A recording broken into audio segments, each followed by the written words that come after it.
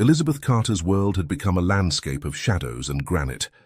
At 57, the widow found solace only in her daily pilgrimages to Millbrook Cemetery, where her husband Arthur lay buried beneath the cold earth. The polished headstone had become her anchor in a life unmoored by grief. But on one fateful evening, as Elizabeth took her final steps towards the cemetery gates, her customary departure was abruptly halted. A flash of pink caught her eye. A small black girl in a worn dress, slipping between the iron bars of the fence. The child made her way purposefully through the sea of grey headstones, finally kneeling before Arthur's grave and gently placing a bouquet of white flowers at its base. Who was this child that dared to intrude upon Elizabeth's private mourning, and why did she seem to share such an intimate connection with Arthur's final resting place?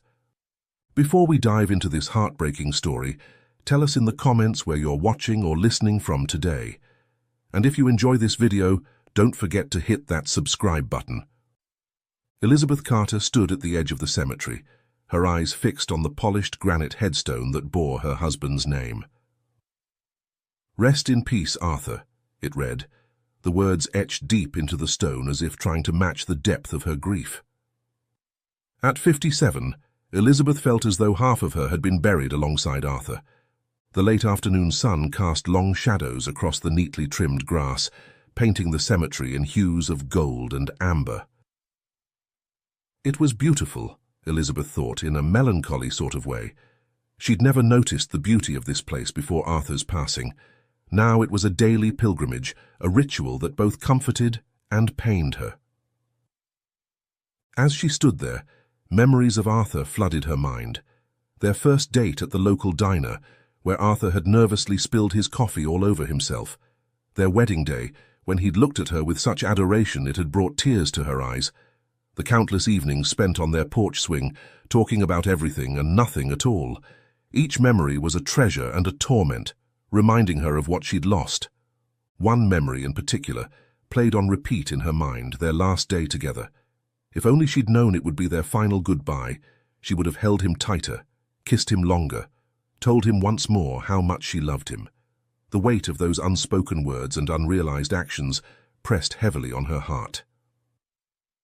"I miss you, Arthur," she whispered, her fingers tracing the letters of his name. "I miss you so much it hurts." Elizabeth stood there for a long while, lost in her thoughts and memories.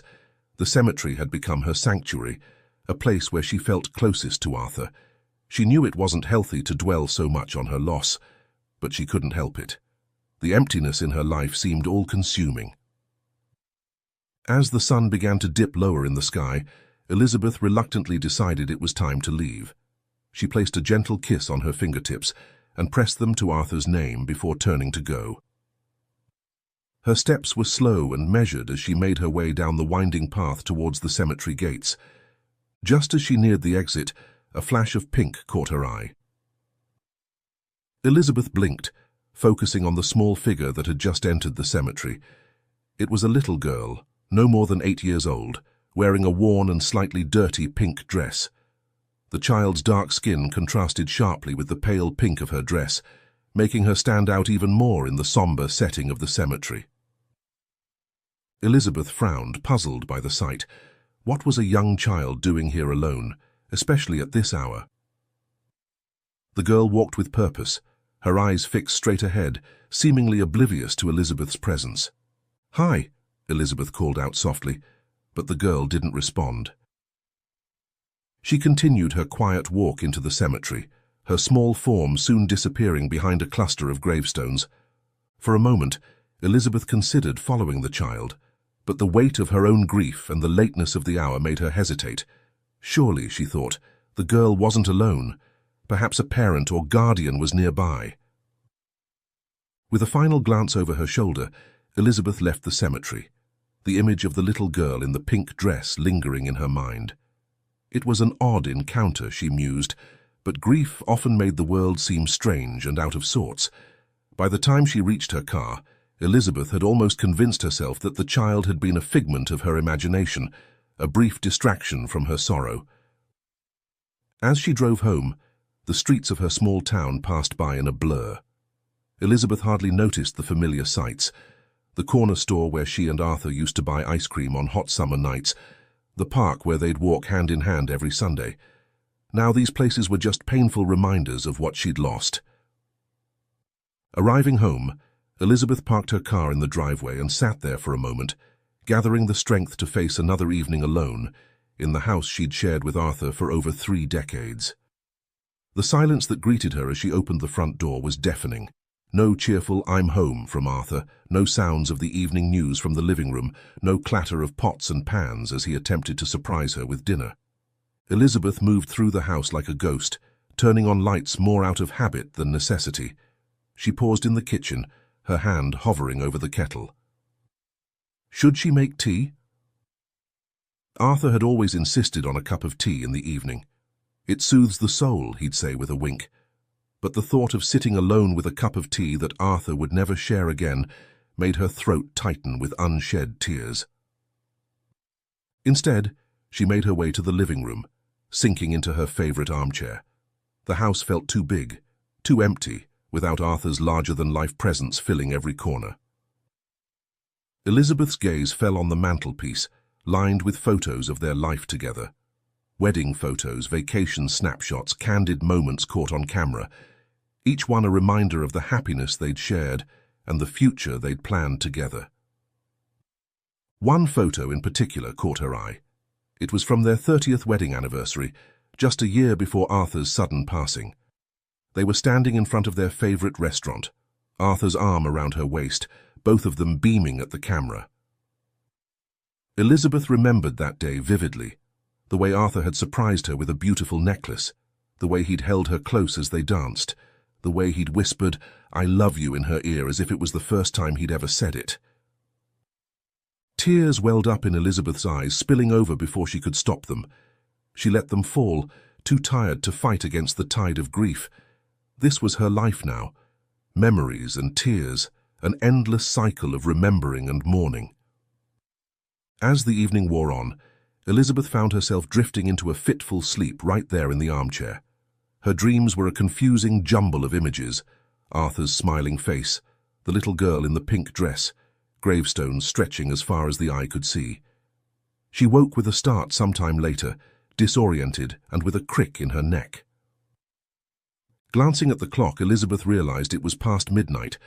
With a heavy sigh, she forced herself to her feet and made her way upstairs to bed. The bedroom, like the rest of the house, felt wrong without Arthur. His side of the bed remained untouched, the indent of his head still visible on the pillow. Elizabeth hadn't been able to bring herself to change the sheets since his passing.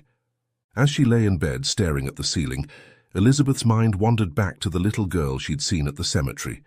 There had been something so out of place about her, so unexpected. In the darkness of the bedroom, Elizabeth found herself wondering about the child. Who was she?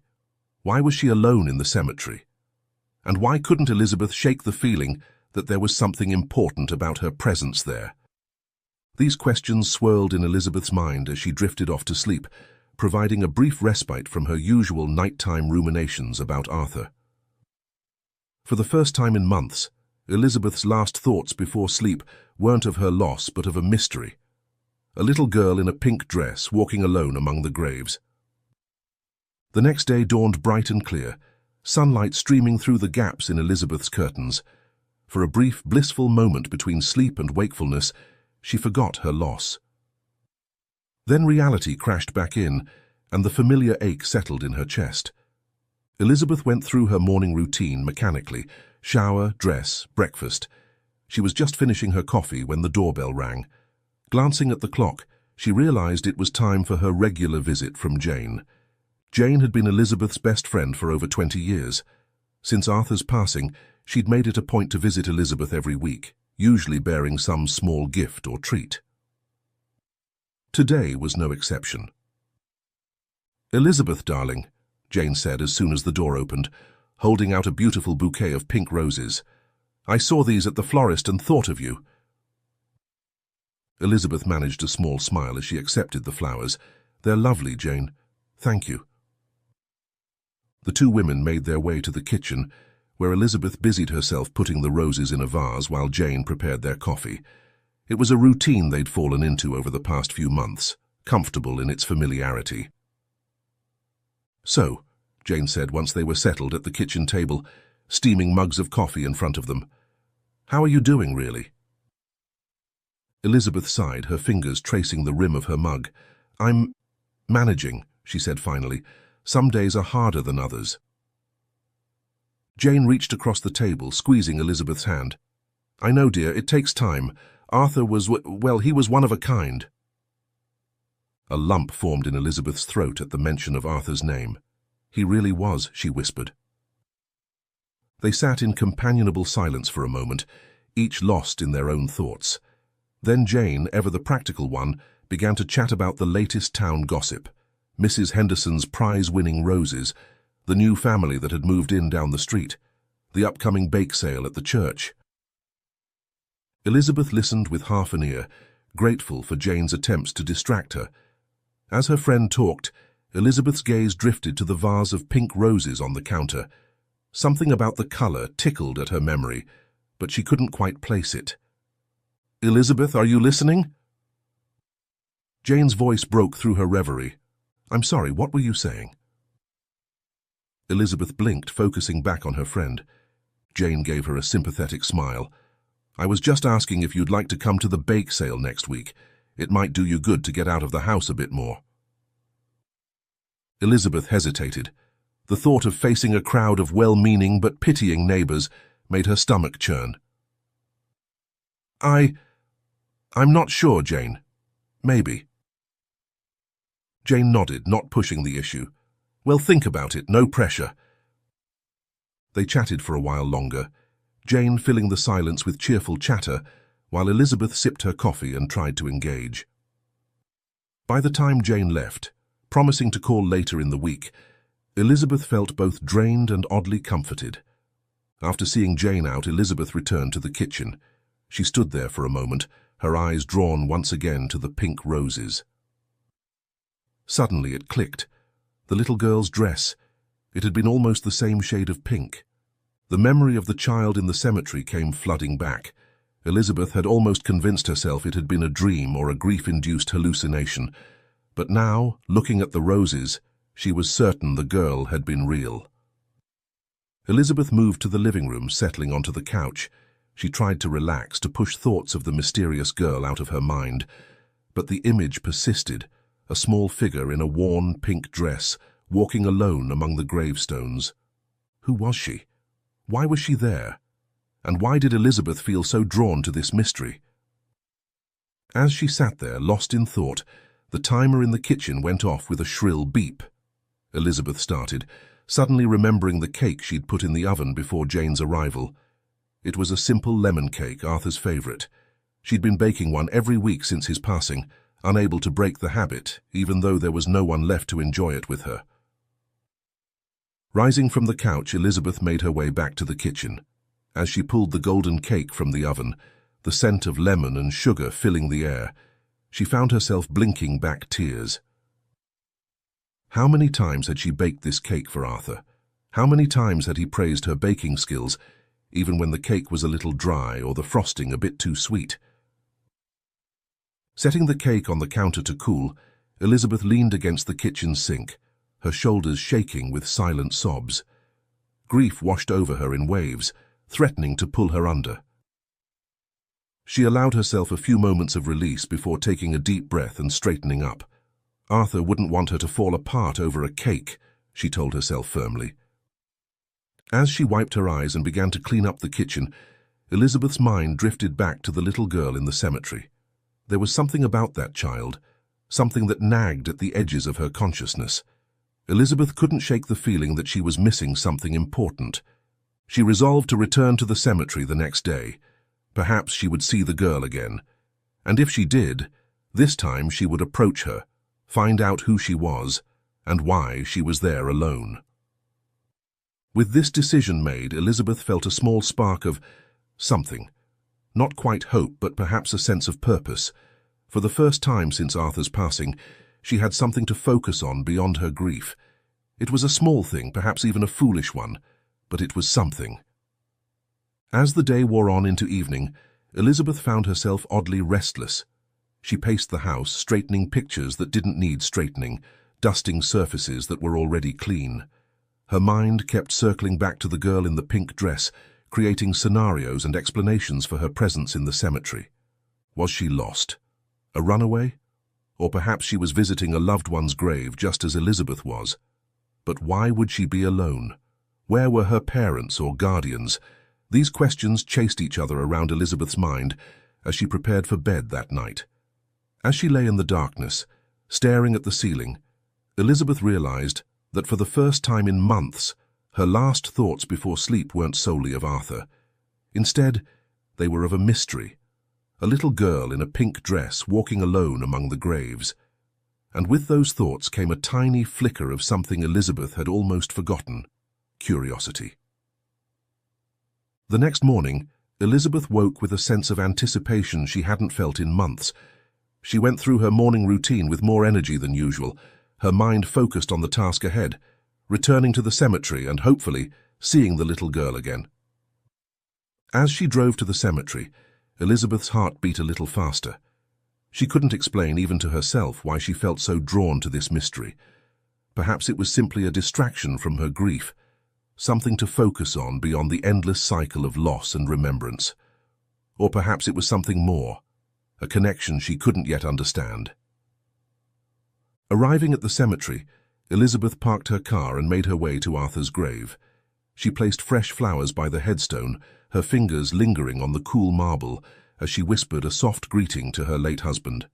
Then, instead of leaving as she usually would, she settled onto a nearby bench, her eyes scanning the cemetery for any sign of the little girl. Time seemed to crawl by. Elizabeth watched as other visitors came and went, tending to graves or simply paying their respects. But there was no sign of the girl in the pink dress. Just as Elizabeth was beginning to think she had imagined the whole thing, a flash of pink caught her eye.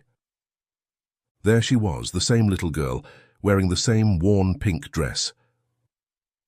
Elizabeth's breath caught in her throat as she watched the child make her way through the cemetery with purposeful steps. To Elizabeth's surprise, the girl was heading straight for Arthur's grave. Elizabeth remained perfectly still, not wanting to startle the child.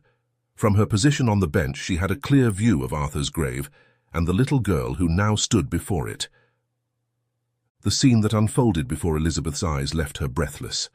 The girl carefully placed her small backpack on the ground and pulled out a bunch of white flowers. With gentle movements, she knelt in front of Arthur's grave and arranged the flowers carefully. Elizabeth's heart ached at the sight. Who was this child, and why did she seem to have such a connection to Arthur? She watched, transfixed, as the girl's small figure began to shake. It took Elizabeth a moment to realize the child was crying.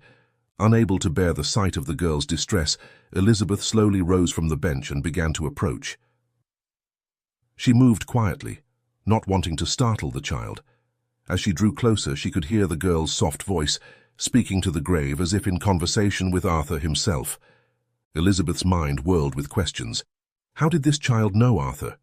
Why hadn't Arthur ever mentioned her? And why was she here alone, clearly in such distress? Taking a deep breath, Elizabeth softly said, "Hello." The effect was immediate. The girl's head snapped up, her eyes wide with panic. Before Elizabeth could say another word, the child hastily wiped her tears away, her small hands trembling. "Wait," Elizabeth said gently, taking a step closer. "It's okay, I just want to talk to you." But her words fell on deaf ears. The girl scrambled to her feet, snatching up her backpack. In her haste, she knocked over the flowers she had so carefully arranged. Without a backward glance, she took off running, her pink dress fluttering behind her as she disappeared among the tombstones. Elizabeth stood there, stunned by the sudden turn of events. She looked down at the scattered white flowers on Arthur's grave, her mind a whirlwind of questions and confusion. Kneeling down, she gently gathered the flowers, arranging them back in place. As she did so, she noticed they were simple wildflowers, the kind that grew in the meadow just beyond the cemetery walls. "Oh, Arthur," she whispered, her fingers tracing the letters of his name on the headstone. "What's going on? Who is she?"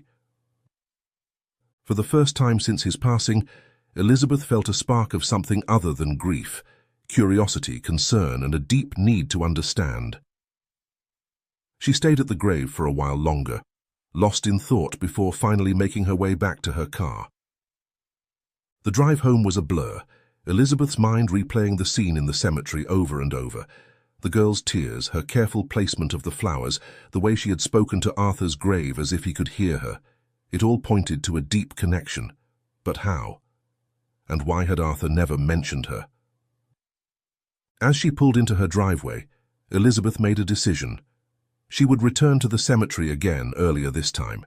She needed answers, and the only way to get them was to speak with the girl. That night, sleep eluded Elizabeth. She tossed and turned, her mind filled with images of the little girl in the pink dress. In her dreams, she saw Arthur and the child together, laughing and talking, but always just out of reach. She woke feeling more tired than when she had gone to bed, but with a renewed determination to solve this mystery. The next morning, Elizabeth woke before dawn. She dressed quickly, her movements driven by a sense of urgency she hadn't felt in months. As she left the house, the sky was just beginning to lighten, the stars fading as the first hints of sunrise painted the horizon. The cemetery was quiet and still when Elizabeth arrived. She made her way to a bench near Arthur's grave, settling in to wait. The morning air was cool, and Elizabeth pulled her cardigan tighter around her shoulders. As she sat there watching the sky slowly brighten, she found herself talking softly to Arthur. "I wish you were here to explain all this," she murmured. "Who is she, Arthur? Why didn't you tell me about her?" Time seemed to crawl by. Elizabeth watched as the cemetery came to life around her. Birds beginning their morning songs, small animals scurrying about their business. She was beginning to think the girl wouldn't come when she noticed movement by the cemetery fence. Her heart quickened as she saw a small figure slipping through a gap in the fence. It was the girl, still wearing the same worn pink dress. Elizabeth held her breath, not daring to move as she watched the child make her way towards Arthur's grave. The girl's movements were hurried today, her head down as if she was afraid of being seen. She quickly pulled a small white branch of flowers from her backpack and placed them on the headstone. Elizabeth strained to hear as the girl whispered a few words to the grave, her voice too low to make out. Before Elizabeth could decide whether to approach, the girl was already turning to leave. Her departure was as quick as her arrival, her small form disappearing through the main gate of the cemetery. Elizabeth sat frozen for a moment, torn between staying at Arthur's grave and following the girl.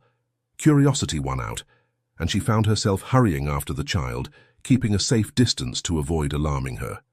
The girl's path led them out of the cemetery and down several winding streets. Elizabeth's mind raced with possibilities. Where was the child going? Where were her parents? As they turned another corner, Elizabeth's questions were answered in a way she never expected. There, at the end of the street, stood an old brick building with a sign that read, "Sunnyside Orphanage." Elizabeth watched in stunned silence as the girl slipped through the front gates and disappeared inside. An orphanage. The realization hit Elizabeth like a physical blow. This little girl, who seemed to have such a strong connection to Arthur, was an orphan. But how? Why? The questions multiplied in Elizabeth's mind as she stood there, staring at the orphanage gates. After a moment of hesitation, Elizabeth made her way to the entrance. Her hand shook slightly as she pressed the buzzer, but her voice was steady when she spoke to the staff member who answered. "Hello," she said. "My name is Elizabeth Carter. I'd like to speak with someone about one of your children." The next hour passed in a blur for Elizabeth. She found herself sitting in a small office, facing a kind-faced woman who introduced herself as Mrs. Thompson, the head of the orphanage. "Mrs. Carter," Mrs. Thompson said gently, "you said you wanted to ask about one of our children." Elizabeth nodded, her hands clasped tightly in her lap. "Yes, a little girl. She's about 8, I think. Wears a pink dress. I've seen her visiting my husband's grave." Mrs. Thompson's eyes widened in recognition. "You must mean Maya," she said. "Yes, she's been sneaking out to visit a cemetery. We've tried to stop her, but—" She trailed off, shaking her head. "Mrs. Carter, how do you know about this?" Elizabeth took a deep breath, then began to explain everything. Her visits to Arthur's grave, her sightings of Maya, the girl's evident connection to her late husband. As she spoke, she watched Mrs. Thompson's expression change from confusion to understanding, and finally to a deep sadness. When Elizabeth finished, Mrs. Thompson was silent for a long moment. Then, with a heavy sigh, she began to speak. "Mrs. Carter, I think there's something you need to know about your husband and Maya." As Mrs. Thompson spoke, Elizabeth felt as if the world was tilting on its axis. She learned that Arthur had been a regular visitor to the orphanage for the past year, ever since Maya had arrived. He had taken a special interest in the girl, supporting her financially and emotionally through a severe illness that had required expensive medical treatment. He was like a father to Maya, Mrs. Thompson explained gently. He visited her often, brought her books and toys. He even— She hesitated, glancing at Elizabeth. He had started the process of adopting her. Elizabeth felt as if all the air had been sucked out of the room. Adopting? Arthur had been planning to adopt a child? Why hadn't he told her? As if reading her thoughts, Mrs. Thompson continued, "He wanted it to be a surprise, I think. He talked about how much you had always wanted a child, how this would complete your family." Tears welled up in Elizabeth's eyes as the full weight of the revelation hit her.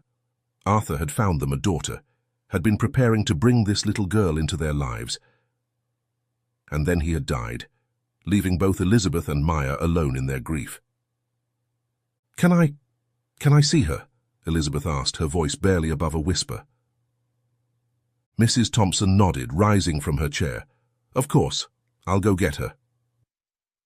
As Elizabeth waited, her mind whirled with emotions: grief for the future that had been lost, anger at Arthur for keeping this secret, and an overwhelming sense of connection to the little girl she had yet to meet properly. The door opened, and Elizabeth looked up to see Maya standing there, her small hand clasped in Mrs. Thompson's. The girl's eyes were wide and uncertain as she looked at Elizabeth. "Maya," Mrs. Thompson said gently, "this is Mrs. Carter. She was Arthur's wife." Maya's eyes grew even wider at this, darting between Elizabeth and Mrs. Thompson. Elizabeth felt her heart constrict at the fear and hope warring in the child's expression. "Hello, Maya," Elizabeth said softly, kneeling down to be at eye level with the girl. "I've seen you at Arthur's grave. He meant a lot to you, didn't he?" Maya nodded, her lower lip trembling. "He was going to be my daddy," she whispered, her voice small and fragile. The words broke something open in Elizabeth's heart. Without thinking, she opened her arms, and Maya flew into them, her small body shaking with sobs. Elizabeth held her close, her own tears falling freely as she rocked the grieving child. In that moment, as she held this little girl who Arthur had chosen to be their daughter, Elizabeth felt a shift in her world. The grief that had consumed her for so long began to make room for something else, a fierce protectiveness, a deep compassion, and the first stirrings of love for this child who had lost so much.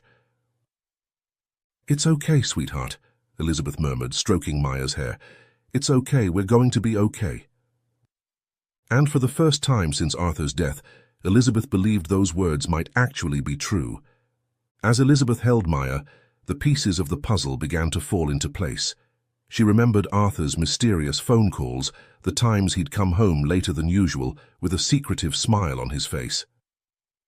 At the time, she'd attributed it to work or perhaps planning a surprise for their anniversary. Now, she realized, he had been here at the orphanage, spending time with Maya, preparing to bring her into their lives. Mrs. Thompson gave them some privacy, stepping out of the office. When Maya's sobs finally subsided, Elizabeth gently pulled back, wiping the tears from the girl's cheeks with tender hands. "Maya, sweetheart," she said softly, "can you tell me about Arthur? About the time you spent with him?" Maya nodded, hiccuping slightly as she tried to calm her breathing. He was so nice," she began, her voice small but steady. "He came to see me every week. He'd read me stories and bring me candy sometimes. Elizabeth smiled, recognizing Arthur's sweet tooth in this detail. That sounds just like him, she encouraged. What else? When I got sick, Maya continued, her eyes growing distant with the memory, he stayed with me in the hospital. He held my hand when I was scared and told me funny stories to make me laugh. Elizabeth felt a fresh wave of tears threatening to spill over. This was the Arthur she knew and loved, kind, compassionate, always ready with a joke to lighten a heavy moment. She could picture him sitting by a hospital bed, his large hand engulfing Maya's tiny one, his warm voice spinning tales to distract her from her pain. He talked about you, Maya said suddenly, her eyes focusing on Elizabeth's face. He said you were the kindest person he knew, that you had so much love to give. Elizabeth's breath caught in her throat. He said that? Maya nodded emphatically. He said you'd be the best mom ever, that's why... She trailed off, her lower lip trembling again. That's why what, sweetie? Elizabeth prompted gently. That's why I was so excited, Maya whispered. To have a mum and dad, to have a family. The words hit Elizabeth like a physical blow. She pulled Maya close again, her heart aching for this child who had come so close to having the family she longed for, only to have it snatched away by cruel fate. Oh, Maya, she murmured, stroking the girl's hair. I'm so sorry, I'm so sorry. They sat like that for a long while, holding each other, sharing their grief and finding comfort in their shared love for Arthur. When Mrs. Thompson gently knocked on the door, Elizabeth was surprised to realize how much time had passed. Mrs. Carter, Mrs. Thompson said softly, I hate to interrupt, but I thought you might like to see some things. Elizabeth nodded, reluctantly letting go of Maya. The girl clung to her hand as they followed Mrs. Thompson out of the office and down a hallway to a small bedroom. Maya's room, Elizabeth realized as they stepped inside. The room was sparsely furnished but tidy. What caught Elizabeth's eye immediately was a shelf above the bed, filled with books and small toys. She recognized Arthur's taste in the collection of children's classics and the carefully chosen stuffed animals. But it was the framed photograph on the bedside table that made her gasp. It was a picture of Arthur and Maya, taken what must have been only weeks before his death. They were at a park, Arthur pushing Maya on a swing, both of them laughing with pure joy. Elizabeth picked up the frame with trembling hands, studying the happiness radiating from both their faces. He brought that for her last month, Mrs. Thompson explained softly. Said he wanted her to have a picture of her new dad to look at every night before she went to sleep. Elizabeth nodded, unable to speak around the lump in her throat. She glanced at Maya, who was watching her anxiously, as if afraid Elizabeth might be angry about the photo. It's a beautiful picture, Elizabeth managed to say, smiling at Maya through her tears. You both look so happy. Maya's face lit up at these words and she moved closer to Elizabeth, pointing at the photo. That was the best day, she said, her voice filled with a mixture of joy and sadness. Dad, Arthur, he took me to the park and bought me ice cream. He said it was practice for when I came to live with you both. Elizabeth's heart clenched at Maya's slip. Dad, and the way she had quickly corrected herself. She set the photo back on the bedside table and knelt down to Maya's level, taking both of the girl's hands in hers. Maya, she said softly, I want you to know something. Arthur, he was your dad, in every way that matters, and I know he loved you very, very much. Maya's eyes filled with tears again, but this time there was a spark of hope in them. Really? She whispered. Really, Elizabeth confirmed, squeezing Maya's hands gently. And I'd like to get to know you, if that's okay. To hear more about the time you spent with Arthur, and to tell you about him too. Would you like that? Maya nodded eagerly, a small smile breaking through her tears. Yes, please, she said. As Elizabeth stood up, still holding Maya's hand, she felt a shift in her heart. The grief was still there, a constant ache for Arthur and the future they'd lost. But alongside it, there was something new, a warmth, a sense of purpose, and the first stirrings of love for this little girl who Arthur had chosen to be their daughter.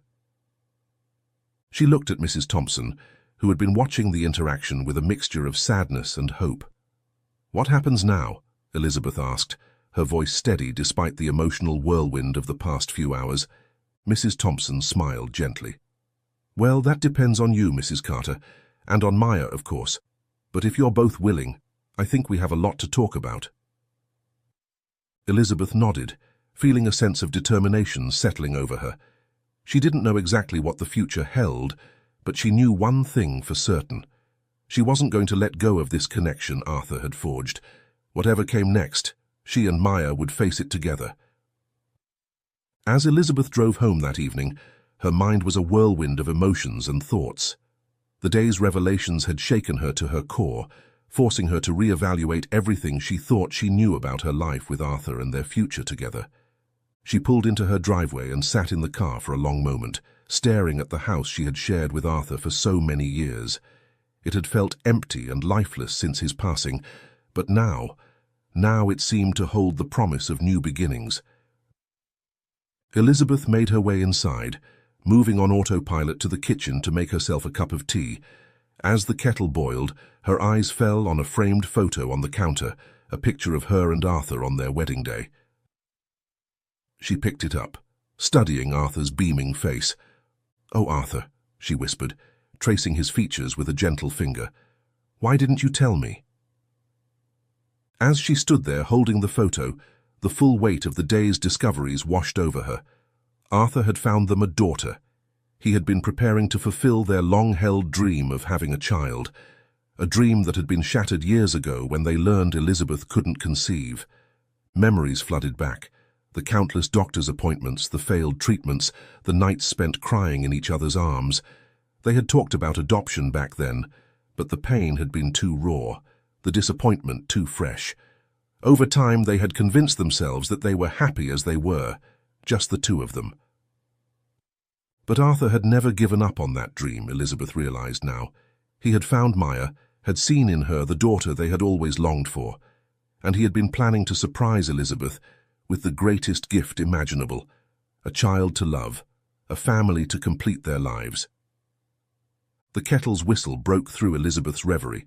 She set down the wedding photo and prepared her tea, moving to the living room with the steaming cup. As she sank into her favorite armchair, her eyes fell on the mantelpiece lined with photos of her life with Arthur. One photo in particular caught her attention. It was from their 30th wedding anniversary, just a year before Arthur's passing. They were standing in front of their favorite restaurant, Arthur's arm around her waist, both of them beaming at the camera. Elizabeth remembered that day vividly, the way Arthur had surprised her with a beautiful necklace, the way he'd held her close as they danced, the way he'd whispered "I love you" in her ear as if it was the first time he'd ever said it. Now, looking at that photo, Elizabeth saw something she hadn't noticed before. There was a sparkle in Arthur's eyes, a secret joy that went beyond the happiness of the moment. Had he already met Maya by then? Was he already planning their future as a family of three? Tears welled up in Elizabeth's eyes, spilling over before she could stop them. But these weren't just tears of grief. There was something else mixed in, gratitude for the man Arthur had been, for the love he had shown not just to her but to a little girl who needed a family. And there was something else too, a feeling Elizabeth hadn't experienced in a long time. Hope. As the tears flowed, Elizabeth found herself talking to Arthur as if he were there in the room with her. "Oh, Arthur," she said softly, "you always knew what I needed, didn't you? Even when I didn't know myself." She wiped her eyes, a watery smile forming on her lips. "You found us a daughter. You were going to make us parents after all these years."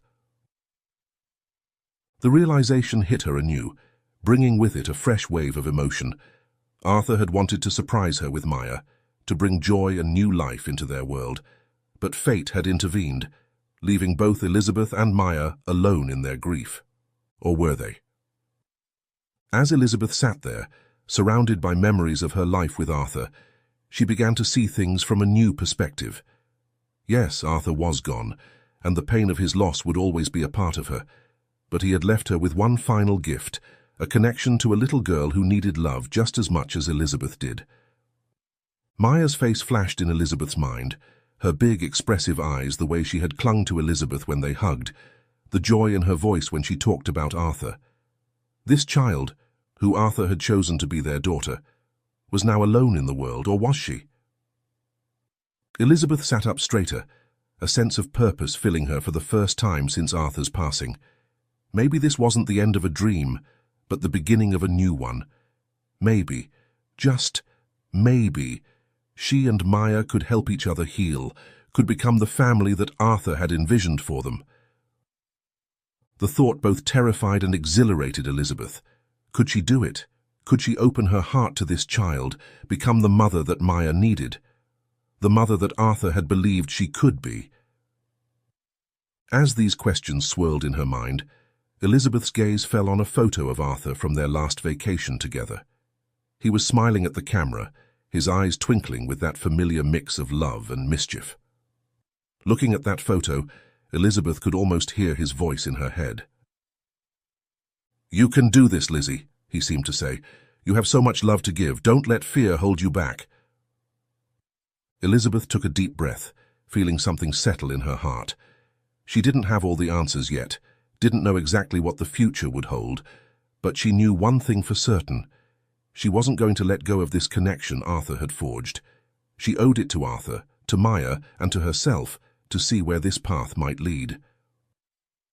Rising from her chair, Elizabeth moved to the phone. Her hands shook slightly as she dialed the number for Sunnyside Orphanage, but her voice was steady when Mrs. Thompson answered. "Mrs. Thompson, this is Elizabeth Carter. I've been thinking, I'd like to talk more about Maya. About what happens next." As she spoke these words, Elizabeth felt a weight lift from her shoulders. For the first time since Arthur's passing, she felt a glimmer of excitement for the future. Whatever came next, she would face it with the love Arthur had given her, and the strength he had always believed she possessed. This wasn't the end of her story with Arthur, Elizabeth realized.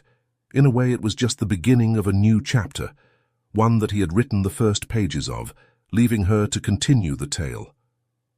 And as she made plans to visit Maya again, Elizabeth felt ready to pick up that pen and start writing. The next morning, Elizabeth woke early, a mixture of nervousness and anticipation fluttering in her stomach. She had arranged with Mrs. Thompson to visit Maya again today, this time with the intention of having a real conversation about their shared connection to Arthur and what it might mean for their future. As she got ready, Elizabeth found herself taking extra care with her appearance. She chose a soft blue sweater that Arthur had always said brought out her eyes, and she even applied a touch of makeup, something she hadn't bothered with since his passing. Looking in the mirror, she saw a spark of life in her eyes that had been missing for months. The drive to the orphanage seemed both longer and shorter than before. Elizabeth's mind raced with thoughts of what she would say to Maya, how she would explain the complicated emotions she was feeling. Before she knew it, she was pulling into the parking lot, her hands gripping the steering wheel tightly as she took a few deep breaths to calm her nerves. Mrs. Thompson met her at the door, a warm smile on her face. "Good morning, Mrs. Carter," she said. "Maya's been asking about you all morning. She's very excited to see you again." Elizabeth felt a rush of warmth at these words. "I'm excited to see her too," she admitted. "And please call me Elizabeth." Mrs. Thompson nodded, leading her down the hallway to her office. "Maya's waiting inside," she explained. "I thought you might like some privacy for your talk." Elizabeth nodded gratefully, pausing outside the door. "Mrs. Thompson," she said softly, "I want you to know. I'm not sure exactly what's going to happen next, but I want to do right by Maya, by what Arthur wanted for her." Mrs. Thompson's eyes softened. "I believe you will, Elizabeth. Just follow your heart." With these words of encouragement, Elizabeth took a deep breath and opened the door. Maya was sitting in one of the chairs, her legs swinging nervously. When she saw Elizabeth, her face lit up with a smile that went straight to Elizabeth's heart. "Hi, Maya," Elizabeth said softly, moving to sit in the chair next to her. "How are you doing today?" Maya's smile faltered a bit, her eyes filling with a mixture of hope and uncertainty. "I'm okay," she said. Are you here to talk about Arthur?" Elizabeth nodded, reaching out to take Maya's small hand in hers. "Yes, sweetie. I thought we could talk about Arthur, and about you, and about what happens next. Would that be okay?" Maya nodded eagerly, her grip on Elizabeth's hand tightening. Can I tell you something first?" she asked hesitantly. "Of course," Elizabeth said, giving Maya an encouraging smile. "You can tell me anything." Maya took a deep breath, her words coming out in a rush. "I'm sorry I ran away from you at the cemetery. I was scared you'd be mad at me for visiting Arthur. I didn't want you to think I was trying to take him away from you." Elizabeth felt her heart constrict at these words. "Oh, Maya," she said softly, pulling the girl into a gentle hug. "You don't have to apologize. I'm not mad at you at all. In fact, I'm glad you were visiting Arthur. It shows how much you cared about him." Maya relaxed into the hug, her small arms wrapping around Elizabeth's waist. "He was so nice to me," she said, her voice muffled against Elizabeth's sweater. "He made me feel special, like I mattered." Elizabeth stroked Maya's hair gently, feeling tears prick at her eyes. "You do matter, Maya. You mattered so much to Arthur. And you matter to me too." Maya pulled back slightly, looking up at Elizabeth with wide eyes. "Really?" she asked, her voice small and hopeful. "Really," Elizabeth confirmed, smiling through her tears. "Maya, there's something I need to tell you, something about Arthur and me and about you." And so, Elizabeth began to explain. She told Maya about her and Arthur's long struggle to have a child, about their dream of becoming parents. She explained how Arthur had found Maya and had seen in her the daughter they had always wanted. As she spoke, she watched Maya's face carefully, seeing the emotions play across her features: surprise, joy, sadness, hope. "Arthur wanted us to be a family," Elizabeth said softly. "He was planning to bring you home to live with us. He wanted to surprise me with the most wonderful gift I could imagine, a daughter." Maya's eyes filled with tears. "But then he died," she whispered. Elizabeth nodded, her own eyes watering. "Yes, sweetheart, he died before he could make it happen. But Maya, I want you to know something. Just because Arthur is gone, it doesn't mean that dream has to die too." Maya's breath caught, her eyes widening. What do you mean?" she asked, her voice trembling with hope. Elizabeth took a deep breath, her heart pounding. This was the moment of truth, the moment that would change both their lives forever. "Maya," she said softly, "I know we don't know each other very well yet, but I'd like to change that. If you're willing, I'd like us to spend more time together, to get to know each other better, and maybe we could see if we might become a family, just like Arthur wanted." Maya's eyes grew impossibly wide, her mouth falling open in shock. For a moment she just stared at Elizabeth, as if unable to believe what she was hearing. Then, with a cry that was half sob and half laugh, she threw herself into Elizabeth's arms. "Yes," she cried, her voice muffled against Elizabeth's shoulder. "Yes, please, I want that so much." Elizabeth held Maya close, her own tears falling freely now. As she sat there holding this little girl who Arthur had chosen to be their daughter, she felt something shift in her heart. The grief that had consumed her for so long began to make room for something else: hope, joy, and the first stirrings of a mother's love. "We'll take it one day at a time," Elizabeth murmured, stroking Maya's hair. "We'll get to know each other, and we'll figure this out together. Okay?" Maya nodded against her shoulder, her arms tightening around Elizabeth's neck. "Okay," she whispered. Thank you so much." As they sat there holding each other, Elizabeth felt a sense of peace settle over her. She knew there would be challenges ahead, knew that becoming a family wouldn't happen overnight. But for the first time since Arthur's passing, she felt truly alive, truly hopeful for the future. This, she realized, was Arthur's final gift to her. Not just a child to love, but a chance at a new beginning. A chance to honor his memory by creating the family he had always dreamed of. And as she held Maya close, Elizabeth silently promised Arthur that she would do everything in her power to make that dream a reality. The next few weeks passed in a whirlwind of activity and emotion for Elizabeth and Maya. With the help of Mrs. Thompson and the staff at Sunnyside Orphanage, they began the process of getting to know each other better, spending time together both at the orphanage and at Elizabeth's home. Their first outing together was a visit to the park, where Arthur had taken Maya that day, captured in the photograph.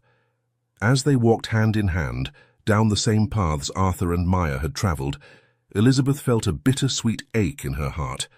But seeing the joy on Maya's face as she relived happy memories and created new ones helped ease the pain. Arthur, he pushed me so high on the swings that day, Maya said, her eyes shining with the memory. I felt like I could touch the sky. Elizabeth smiled, squeezing Maya's hand gently. He always did love to make people laugh and have fun, she said. Why don't we see if we can touch the sky together?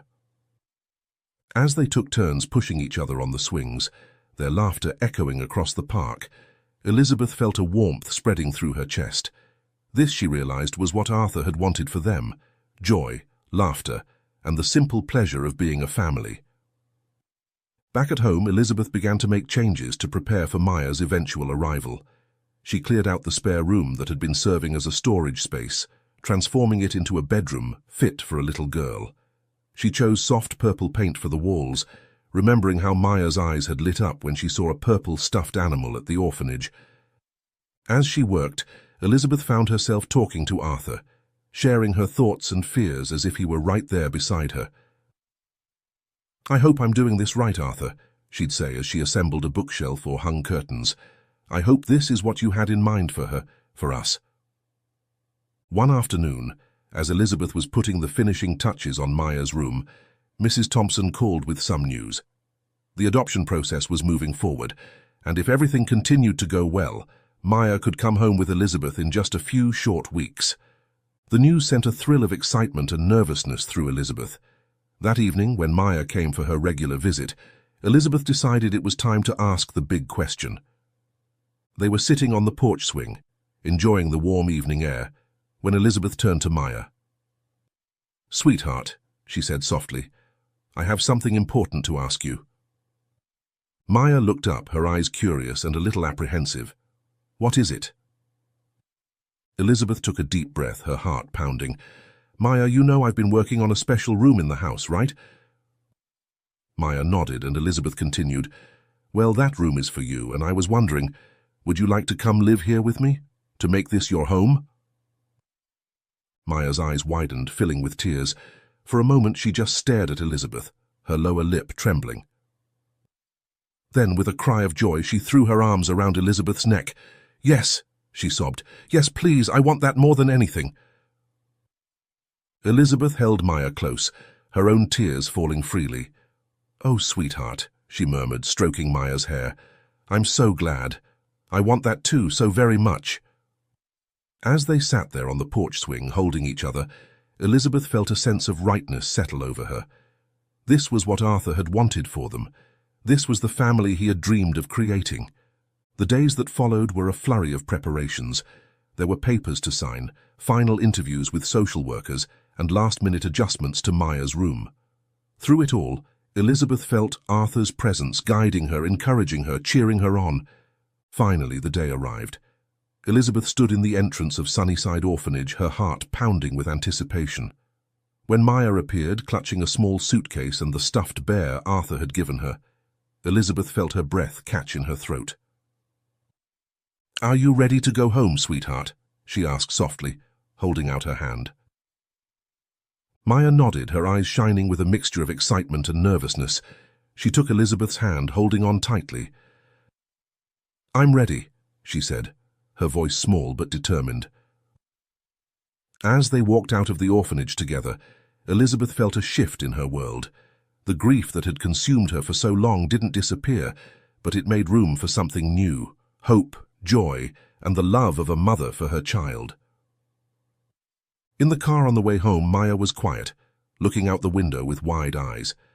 Elizabeth glanced at her in the rearview mirror, her heart full of love for this little girl who had so unexpectedly become her daughter.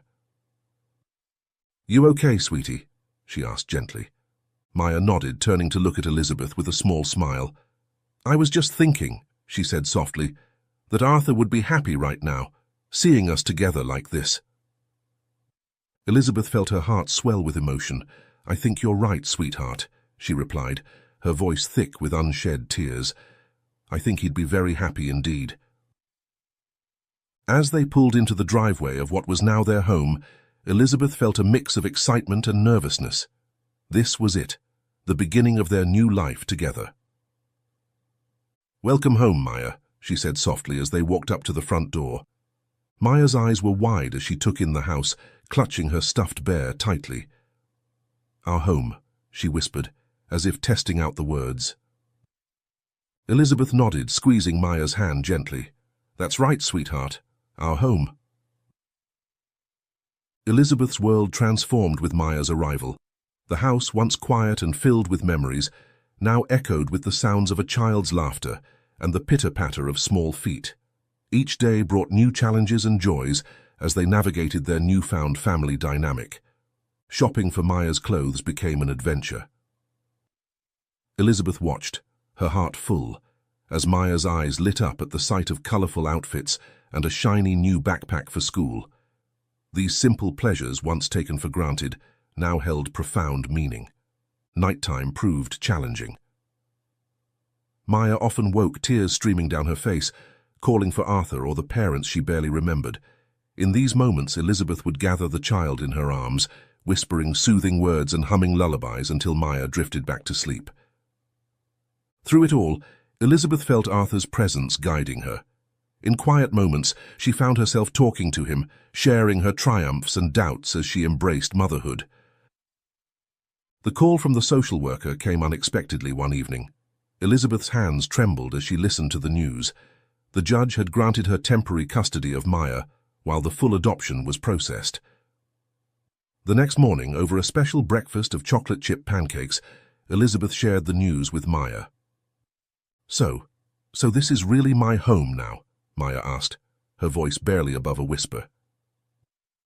Elizabeth reached across the table, taking Maya's small hand in hers. "Yes, sweetheart, this is your home and I am your family, forever and always." Maya's radiant smile and tight embrace said more than words ever could. As Elizabeth held her close, she felt a sense of rightness settle over her. This was what Arthur had wanted for them. Life took on a new rhythm as Elizabeth and Maya settled into their roles as mother and daughter. They celebrated their new status with small, joyful rituals, picnics in the backyard, planting flowers in the garden, and creating a scrapbook of their growing family memories. One evening, as they sat on the porch swing enjoying the warm summer air, Elizabeth turned to Maya with a gentle smile. "Sweetheart, I've been thinking, would you like to visit Arthur's grave together? We could bring him some flowers and spend some time there as a family." Maya looked up, her eyes wide with a mix of emotions, surprise, hesitation, and a glimmer of hope. "Really? We can go together." Elizabeth nodded, wrapping an arm around Maya's shoulders. "Of course, I think it would be nice for us to go as a family. We could even bring some of those white camellias Arthur loved so much. What do you think?" Maya was quiet for a moment, then nodded slowly. "I'd like that," she said softly. "I miss him, and I think he'd be happy if we went together." Elizabeth felt a lump form in her throat. "I think so too, sweetheart. We can go this weekend if you'd like." As the sun began to set, casting a warm glow over the garden, Elizabeth and Maya sat in comfortable silence, both lost in thoughts of Arthur and the visit they would soon make together. The next Saturday morning dawned bright and clear. Hand in hand, Elizabeth and Maya walked the familiar paths of the cemetery, their steps sure and purposeful. They carried a bouquet of freshly cut white camellias from their garden.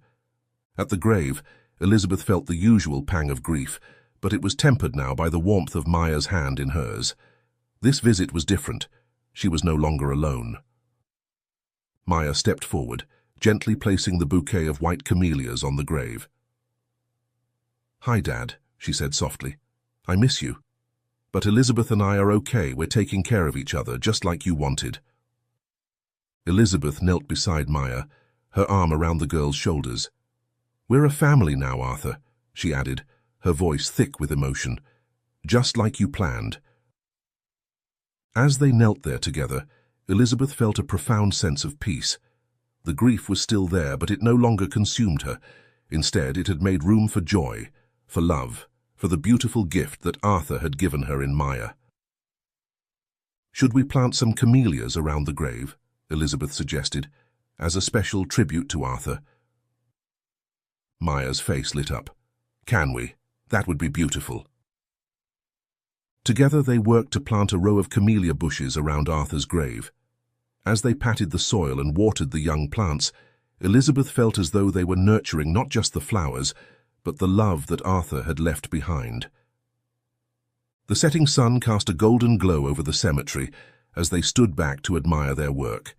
The white camellia buds seemed to shimmer, a promise of beauty to come. "Do you think Dad would like it?" Maya asked, her hand slipping into Elizabeth's. Elizabeth squeezed Maya's hand gently. "I think he would love it, sweetheart," she said softly, "and I think he would love seeing us together like this even more." As they turned to leave, Elizabeth cast one last glance at Arthur's grave, now surrounded by the camellia bushes. "Thank you, my love," she whispered, "for everything." They walked out of the cemetery, no longer two individuals bound by grief and loss, but a family united by love and the beautiful gift Arthur had given them, each other. Thank you for joining me on this heartwarming tale of love, loss, and new beginnings.